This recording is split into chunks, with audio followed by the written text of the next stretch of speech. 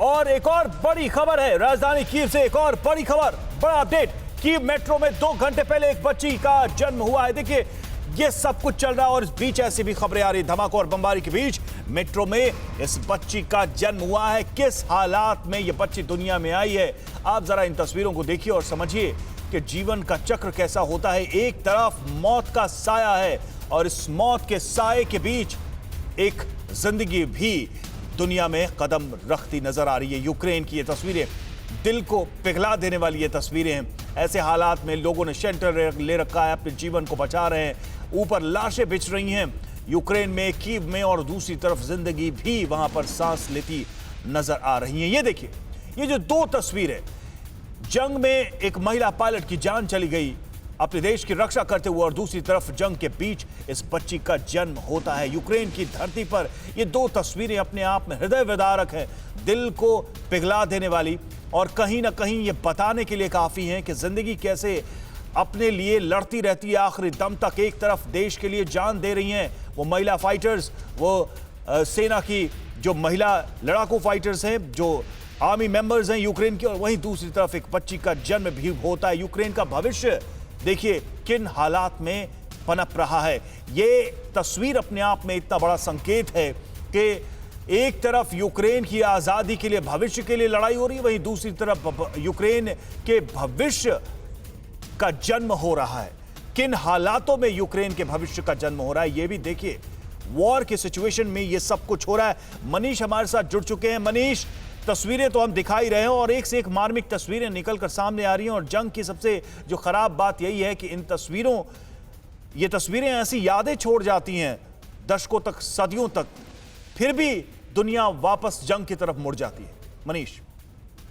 जी हाँ, बिल्कुल रवि। देखिए, एक तरफ जहां यूक्रेन से ऐसी तस्वीरें आ रही है कि एक महिला फाइटर, जो पहली महिला फाइटर थी वो नहीं रही, एक बच्ची का जन्म अंडरग्राउंड बंकर से, मेट्रो स्टेशन से हो रहा है, वहीं दूसरी तस्वीर दिखाने की कोशिश रूस की तरफ से भी हो रही है। और मैं इसका जिक्र इसलिए कर रहा हूं कि यूएनएससी में अब जब फाइनल स्टेटमेंट रूस की तरफ से दिया जा रहा है, तो वहां रूस के जो रिप्रेजेंटेटिव है वो बता रहे हैं कि यूक्रेन जो है वो डोनबास इलाके में कितनी हिंसक कार्रवाई कर रहा है, वहां के लोगों पर कितना जुल्म वहां ढा रहा है, यूक्रेन की तरफ से क्या कुछ वहां पर किया जा रहा है ताकि मानवता शर्मसार हो जाए, वगैरह वगैरह। इस तरह के स्टेटमेंट अभी रूस के प्रतिनिधि जो है वो संयुक्त राष्ट्र के प्लेटफॉर्म पर दे रहे हैं। तो देखिए, कुल मिलाकर वही है कि अपनी अपनी डपली, अपनी अपनी राग, सब अपने हिसाब से चीजों को इंटरप्रेट कर रहे हैं। यहाँ पर जो देश अपने इंटरेस्ट के हिसाब से कर रहा है, और जो मिडिल पाथ वाले देश है, जैसे भारत जैसे देश, जिनको लगता है कि इस समय सबसे अच्छी बात है कि आप तटस्थ रहें, तो हम तटस्थ रहते हैं। लेकिन फिर वही वाली बात है कि इतिहास में हर किसी का हिसाब होगा।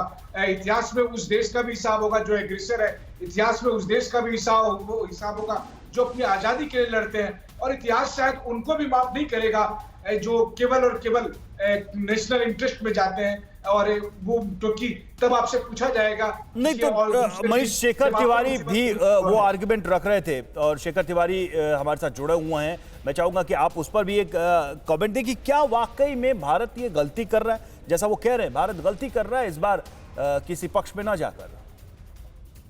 देखिए रवि, एक सीधी सी बात सोचिए कि अभी 1 साल पहले, या कहें कि अभी भी वो तनाव बना हुआ है एलएसी पर, जब चीन हमारी सीमा में घुस आया था, और तब हमने अंतर्राष्ट्रीय समुदाय से समर्थन मांगा, और अंतर्राष्ट्रीय समुदाय में खुलकर चीन के खिलाफ आलोचना हुई थी। जरा सोचिए कि उस समय अगर हर देश यही सोचने लगे कि चीन के साथ हमारा धंधा है, हमारा बिजनेस है, हम चीन के साथ क्यों रिश्ते खराब करें भारत के चक्कर में, फिर क्या होगा?